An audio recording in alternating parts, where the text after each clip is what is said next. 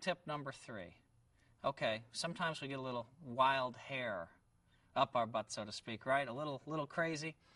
Well, I was playing in Vienna, and Surrender Sunar was sitting on my left, and I had the small blind. I had a 7-deuce offsuit. And I was about ready to fold, and I said, you know what, let me try to run him over. So I raised it up. He called me. The flop came ace, ace, 6. I had deuce 7 offsuit. I bet out, he raised it.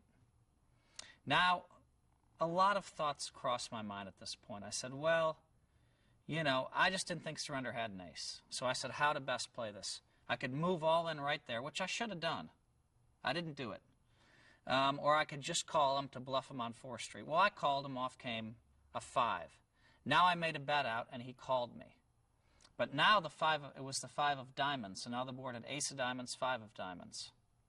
The last card off was a 3, and I said all in. What do I have? Like, the worst possible hand is what I had. You know what I mean? And Surrender studied and hemmed and hawed and studied and hemmed and hawed. And I just was sitting there like, oh my God, I'm just in so much trouble here. But, you know, I just had to carry it across. I had to be strong. I had sunglasses on and a hat, and I just sat there like this. Please fold, Surrender. Please fold. We were down to 2 tables left, and we were playing in a big European tournament. And finally he said, I call. And I said, you got it. And he flipped his hand up. He had the queen 3 of diamonds. If I would have moved it on the flop, he couldn't have played. But because I waited till the 5 of diamonds came off, he turned a flush draw. And when he made bottom pair of 3s, he just put me on nothing and made a great call. My hat's off to him.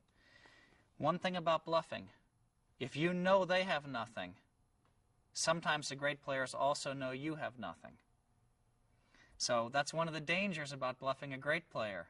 I've seen some real crazy pots where people put all their money in with nothing against each other because they know the other guy's bluffing. So this was a very non-standard play. You won't see me raise with deuce 7 and call a big re-raise on the flop when it comes ace, ace, 6. This stuff's way out there in left field. But and I had the right idea. I knew he didn't have an ace. I was reading so perfectly. That's why I was out there skating, because I was reading him so perfectly. But I should have just moved all in on the flop and just taken his 5,000 and taken my 30 or 40,000 and moved on. Point of the story is, if you know they have nothing, you can make a big play at a pot.